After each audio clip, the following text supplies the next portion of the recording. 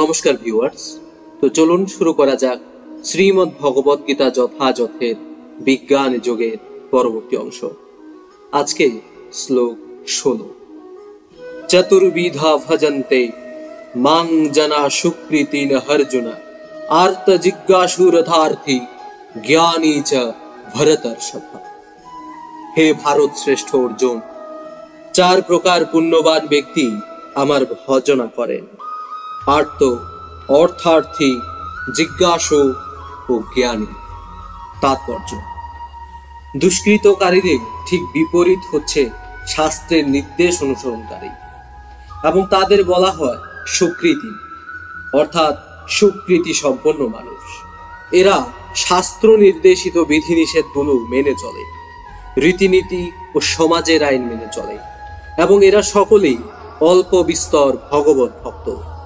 এরাও আবার 4টি শ্রেণীতে বিভক্ত: আর্ত, অর্থার্থী, জিজ্ঞাসু ও জ্ঞানী। এই সমস্ত ব্যক্তিরা ভিন্ন ভিন্ন কারণের বশবর্তী হয়ে ভগবানের শ্রীচরণে শরণাগত হয়। এরা শুদ্ধ ভগবত ভক্ত নয়, কারণ ভক্তির বিনিময়ে এদের কিছু অভিলাষ পূর্তির উদ্দেশ্য থাকে। শুদ্ধ ভক্তি সব রকমের কামনা থেকে মুক্ত এবং জড়জাগতিক লাভে অভিলাষ বর্জিত। ভক্তির অসামৃত সিন্ধু গ্রন্থে শুদ্ধ ভক্তির সংজ্ঞা নিরূপণ করে বলা হয়েছে: অন্নাভিলাষিতা শূন্যং জ্ঞান কর্মাদ্যনাবৃতম আনুকূল্যেন কৃষ্ণানুশীলন ভক্তিরুক্তমা।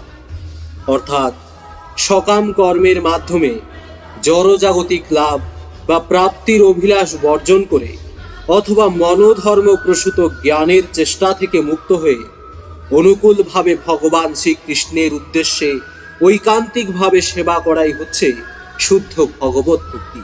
এই 4 শ্রেণীর ব্যক্তিরা যখন ভগবানের সেবা করার জন্য আসে এবং সাধু সঙ্গের প্রভাবে সম্পূর্ণ পবিত্র হয়ে যায়, তারাও শুদ্ধ ভক্তে পরিণত হয়। দুষ্কৃতকারীদের পক্ষে ভগবত ভক্তি করা খুবই কঠিন, কারণ তারা অত্যন্ত স্বার্থপর, অসংযত ও পারমার্থিক উদ্দেশ্যহীন। কিন্তু তবুও সৌভাগ্যক্রমে তাদের মধ্যে কেউ যদি শুদ্ধ ভগবত ভক্তের সংস্পর্শে আসে, তাহলে তারাও শুদ্ধ ভক্তে পরিণত হয়।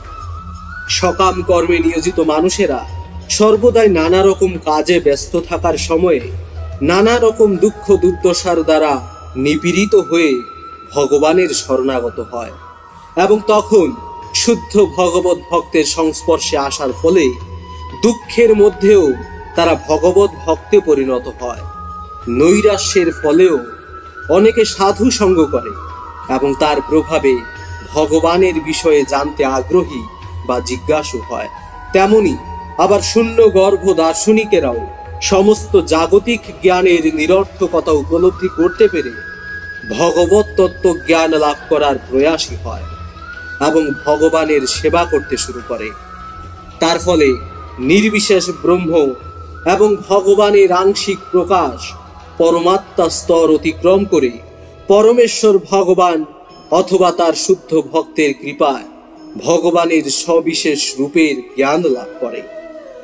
মোটের উপর এই সমস্ত আর্ত, অর্থার্থী, জিজ্ঞাসু ও জ্ঞানীরা যখন জড় কামনা বাসনা থেকে মুক্ত হয়ে উপলব্ধি করতে পারে যে পরমার্থ সাধন করার সঙ্গে জড়জাগতিক লাভ ক্ষতির কোনো সম্পর্ক নেই, তখন তারা শুদ্ধ ভক্তে পরিণত হয়।